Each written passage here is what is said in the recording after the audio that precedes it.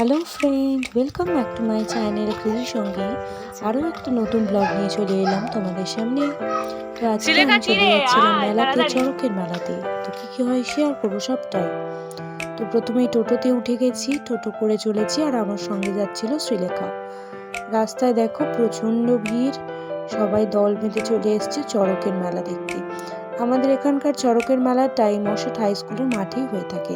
তো মাঠে পৌঁছে দেখলাম প্রচণ্ড ভিড়, কিন্তু এখনও যেমন খুশি তেমন সেজে, অর্থাৎ যে সং সেজে আসে সেগুলো এসে পৌঁছয়নি।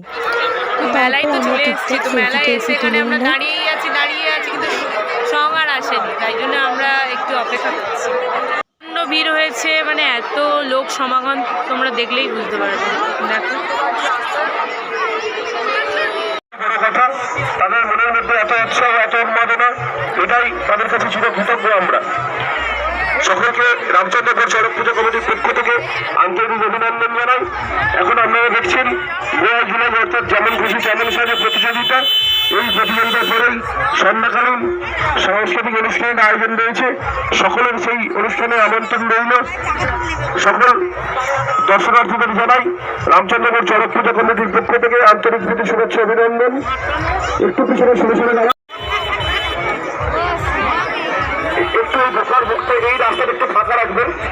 প্রতিযোগীরা আরেকটা রাউন্ড ঘুরবেন আমাদের সামনে দিয়ে, আর এক রাউন্ড ঘুরবে। প্রথমটা আর এক রাউন্ড ঘুরবে, আরেকটা প্রচন্ড চাপে নেওয়ার মধ্যে এই প্রতিযোগিতা যে অংশগ্রহণ করেছেন তাদের উন্মাদনা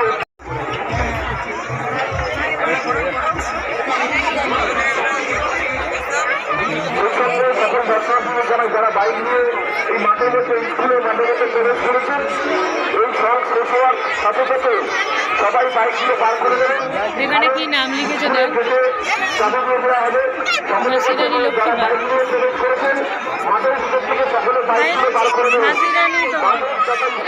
সকলে বাইকগুলো বার করে দেবেন।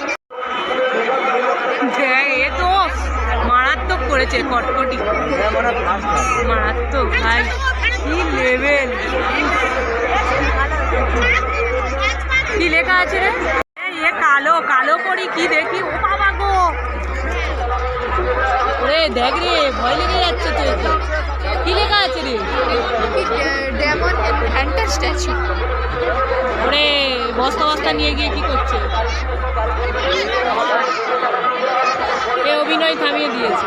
কি রোমের কিছু এইসব এখানকার নয়, এসব রোম।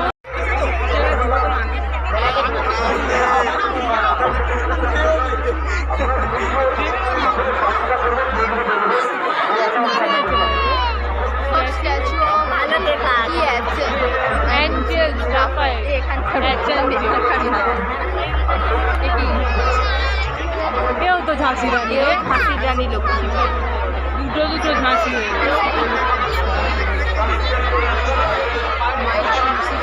ওরে তার অ্যাটিটিউডটা দে।